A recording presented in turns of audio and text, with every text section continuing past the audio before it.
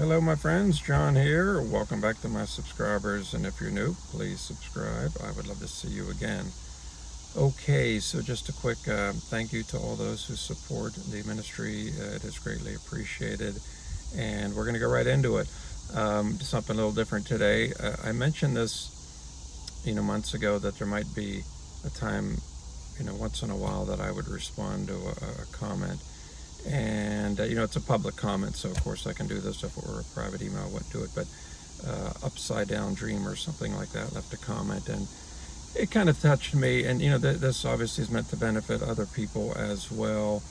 But there are those moments, maybe not for every believer, but especially in this season, maybe for the majority, where you're feeling really down, maybe even a rock bottom moment, and wondering, where's God? And just reading what was in the paragraph, it just kind of touched my heart. So I just felt like led to I just wanted to encourage you and anyone else that would need it. And as I sat quietly for a few minutes, I just wrote down a few things that came to mind, because sometimes what we really need, it's the Lord. It's something with Him, something that would remind us that yes, He's alive and well. He sees us. You need to be reminded He loves you, even when it doesn't feel like it. He loves you. And okay, so I wrote down a few things. The first thing that came to mind, there's a man named Randy Kay that wrote a book. It's a great title, Dying to Meet Jesus, because he had what they call a near-death experience, and he was with the Lord. I mean, you could find him different places if you typed in the Dying to Meet Jesus testimony. And you can always come back, by the way, on this video, because I don't want you to miss things, but there's going to be 3 or 4 things I share here. But he just, he himself, he joked one time. He said, his wife said, "Don't cry now, don't cry when you do this," because he's just so touched. It's because of the love of Jesus he experienced in a way greater than most of us really can, because he was dead and in the presence of the Lord. So you could always watch that testimony if you were led to read the book. But just songs in general, pay attention to things. It doesn't always have to be Christian music. You could be out and about somewhere and hear a song. Like, I have this experience a lot, and in one way or another, I'm just finding the Lord there, and sometimes it really fits like what would be the message. So just pay attention to that. And I didn't write this down, but there's things, you could do a search and put in scriptures about God's love, scriptures about His plans for my life, since this person that commented just feels like, did God just abandon like, I know what you're saying. It's hard to put into words, but did he decide he's not going to be involved or help you with what you feel is His plans for you? And when there's rough spells, the enemy can just feed us lies. Sometimes we believe them. So just really seek Him, and sometimes you'd be surprised. You might feel that you're not even in the mood to pick up the Bible or even do a search, and you might read something that'll just pierce your spirit. It's funny, I have a website. The guy did such a wonderful job. I don't mention it very often, but in light of this topic, it would be hard not to mention. It's in the description box, he'sforreal.com. The Lord gave me like 5 different things that I think in one way or another, in most cases, that they would touch your heart. Things that you can read. They're all like 2 or 3 minutes or less in terms of the time you would spend. But I thought of this earlier. Picture if somebody would feel like they're at the rock bottom. First of all, there's that expression, then you can only go up from there. But I immediately thought of what's on the homepage.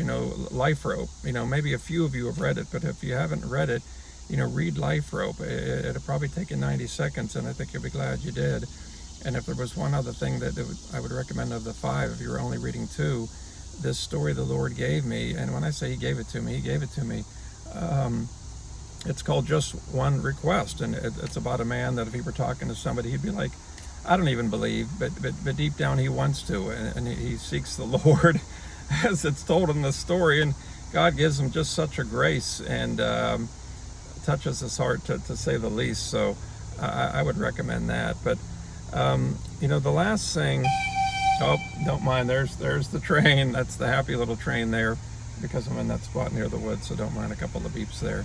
Somebody needs to get on that train, right? But the last thing I wrote down, I had even thought of doing a video of this, and I decided I wasn't going to, but now I think it's relevant. In terms of seeking the Lord, I'm sitting on the bench a few days ago in a plaza, and it was just a rough day. There was a lot on my mind, and it wasn't all, like problematic. Like there was one thing in particular I just wanted a confirmation on. It's like, Lord, am I getting this right? Is there something that you could do? I'm telling you, I'm going to get moved just telling you about this, but I sit on this bench, and I don't have a habit of doing this. And I'm like, Jesus, I wish you would just, one way or another, I just wish you would sit here. And at this point, I wasn't thinking of specifics, but I'm just like, and I do this once in a while, it's like, what would you say, Lord? What would you say? And somebody needs to be saying this to the Lord sometime, just in a moment by yourself. If you were just speaking to me, what would you say? Like, truly, I want to know. Like, you really got to mean it. What would you say? I want to know. I've seen him respond to this before. So I'm sitting there, and I kind of forget about that. I'm back to what, I don't know, I might just be daydreaming or something. I could have been thinking about the weather for all I know. But I don't even think it was 2 or 3 minutes later.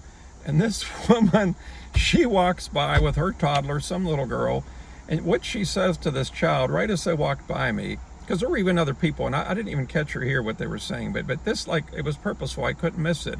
She said what she said, and it was an affirmative word, and it was God addressing what I wanted to know and kind of get confirmed. And if that wasn't enough, and this was just kind of cute. God has a very loving, he can have a funny even sense of humor.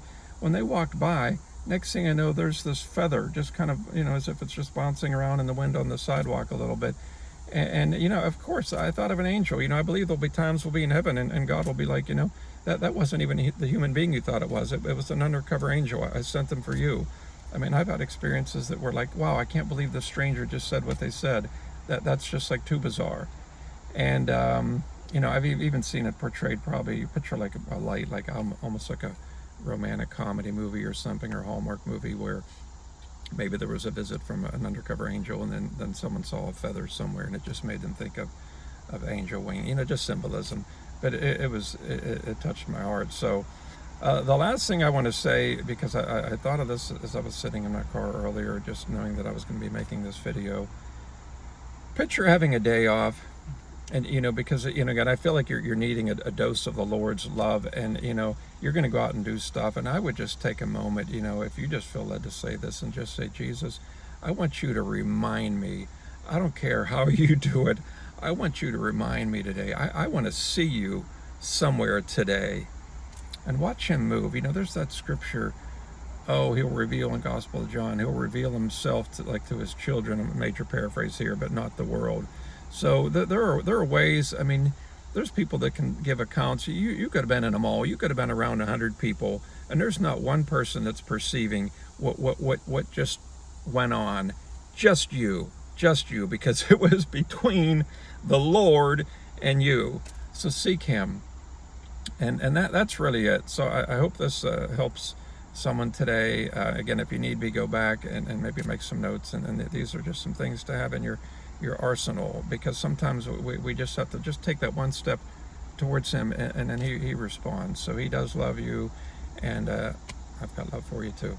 So God bless you, and I'll talk to you soon. Bye-bye.